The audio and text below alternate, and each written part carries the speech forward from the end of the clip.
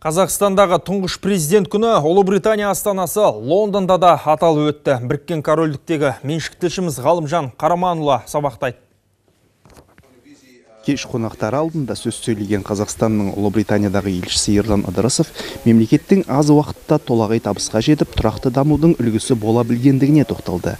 Ұлыбритания сыртқы істер министрлігінің Еуропа және Америка бойынша мемлекеттік министрі сэр Алан Данкан елімізді мерекемен құттықтап, Қазақстанның Біріккен Корольдік үшін аса маңызды серіктес екендігін атап өтті.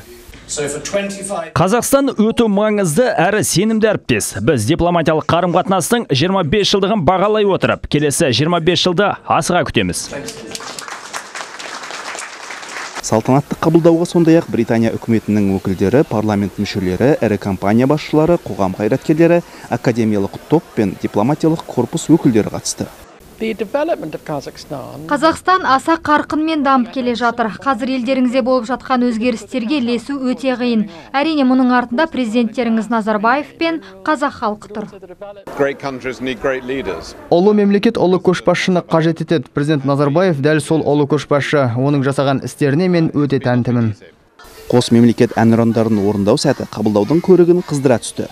Қазақстан әнұранының елшілік қызметкерлері балаларынан құралған хор, ал Ұлыбританияныкін қазақтың ұлттық киімін киген Вестминстер университетінің студенті Айрика Нариман орындады.